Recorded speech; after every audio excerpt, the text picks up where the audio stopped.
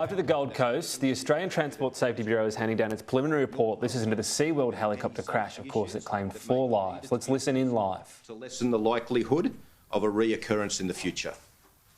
The factual information detailed in this report is derived from interviews with survivors of the accident, including the pilot, the surviving pilot and witnesses, an analysis of the video footage, including images taken from passengers on board both helicopters, onlookers on the ground and CCTV from nearby buildings.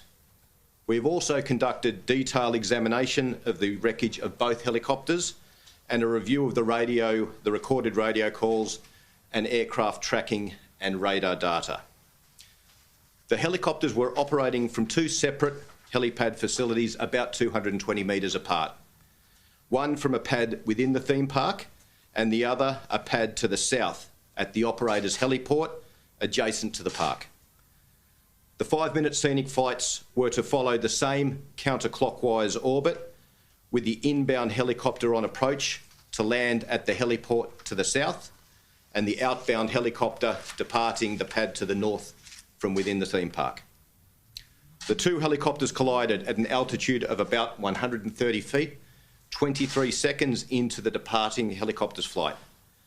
The helicopters were operating in a non-controlled or Class G airspace, where pilots use a common traffic advisory frequency, or CTAF, to make radio calls to announce their positions and intentions and, where necessary, to arrange separation from other aircraft.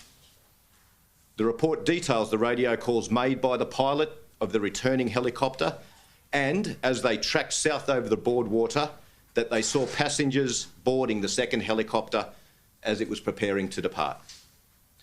The pilot of the returning helicopter recalled that their assessment was that the departing helicopter would pass behind them and that they did not recall the pilot of that helicopter making a standard taxiing call, thereby announcing their intentions to depart. Now, this does not necessarily mean that a taxiing call was not made, and the ATSB investigation will undertake a detailed analysis of the nature of the radio calls that were made. The report also details that the pilot of the arriving helicopter did not see the other helicopter actually depart the helipad. While video footage taken by the passengers in both helicopters on mobile phones contained images of the other helicopter, this does not necessarily mean that the other helicopter was visible to both pilots.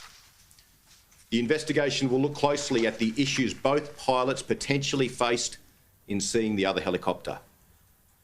The ATSB has already generated a 3D model view from the pilot's seat from a similar EC-130 helicopter, which we will use as part of a detailed visibility study to help the investigation determine the impediments both pilots may have faced in sighting the other helicopter.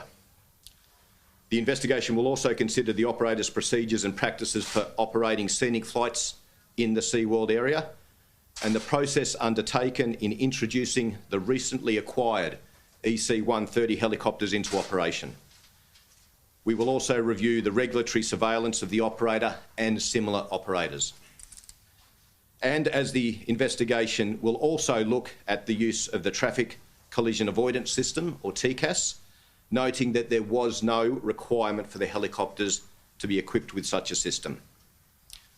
I would like to finish by saying that I'm acutely aware that those who lost a loved one in this accident and the survivors who are still recovering from significant physical and mental injuries and their families want to not only understand how the tragedy unfolded, but equally and most importantly, why it occurred.